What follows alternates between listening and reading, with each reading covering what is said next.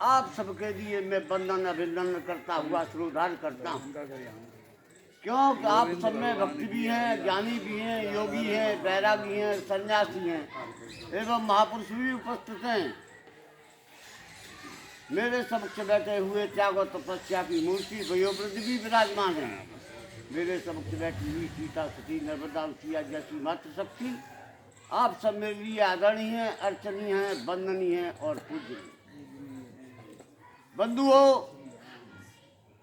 अभी हमारे स्वामी जी ने कितना अच्छा दृष्टांत दिया, आप लोग समझ पाए होंगे। ये क्या है? प्रतीका खेल।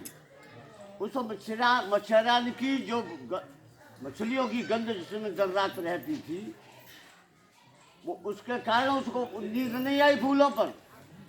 एक गोबर के कीड़े को उठा करके आप रख दे फूल पर तो निश्चय उसकी मौत हो जाएगी, बच नहीं सकता है। क्यों? ये वासनाएं और भावनाएं जन्म कोट भ्रष्टा राम संसार वासना ना बिना चेर सती। ये उदाहरण दिया था वशिष्ठ ने अपने शिष्य राम को कि हे राम, करोड़ों जन्मों से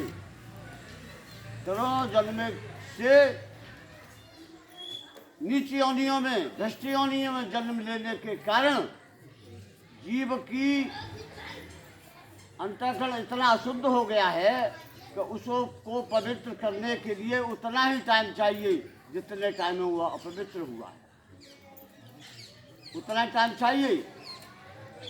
सहज साफ होने वाला नहीं है। इस अंतःकरण को शुद्ध करने के लिए क्या होना चाहिए? धर्म। धर्म रक्षते रक्षक।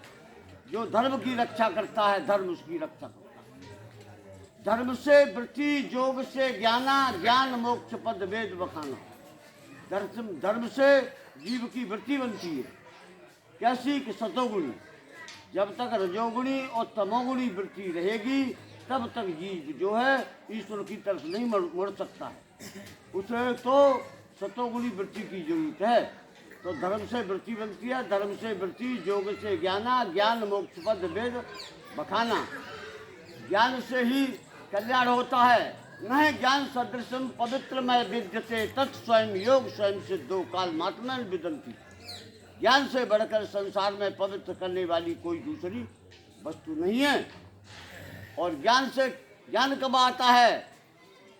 ज्ञान और वैराग्य त्याग से आते हैं। कर्म और उपासना से भक्ति बढ़ती है। कर्म और उपासना से भक्ति बढ़ती है, त्याग से ज्ञान और वैराग्य बढ़ता है। तो अगर ज्ञान और वैराग्य की जरूरत है आपको, ईश्वर की तरफ बढ़ना है आपको, तो क्या त्याग की निश्चय आवश्यकता है। आपको त्याग करना पड़ेगा। किसका? किसके? मैं मेरा तेरा माया का मामा फूफा जीजा आदि आपको दृष्टि चोरो तो हो रहा है ये माया का जाल, ये सब आपको त्याग करना पड़ेगा। उनसे पहले नहीं।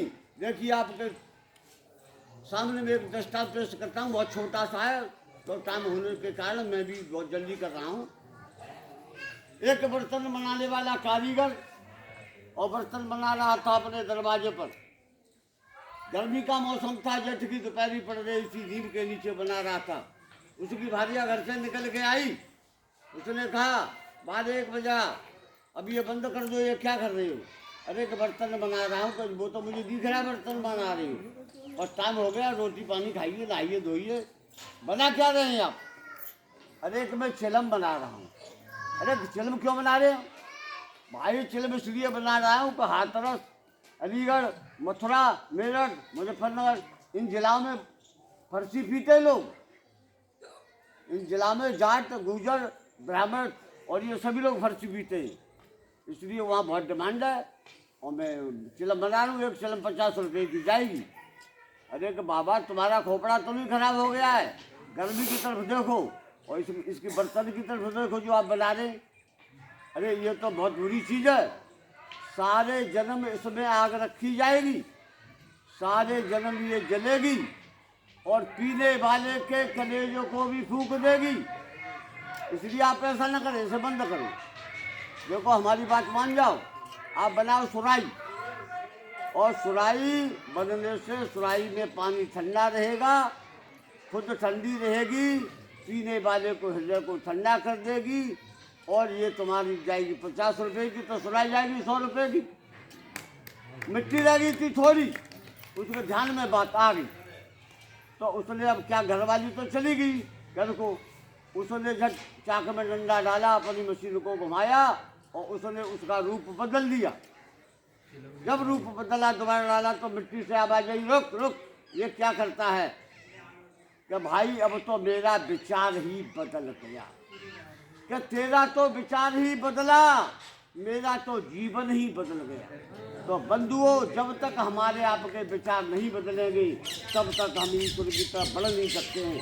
पहले हमको अपने विचारों को बदल लेना चाहिए और ईश्वर की तरफ बढ़ जाना चाहिए, तो निश्चय कल्याण होगा। ज़्यादा नहीं कहता हूँ, ये मेरा पक्का दावा है। बोल सच्चे दरबार की जय।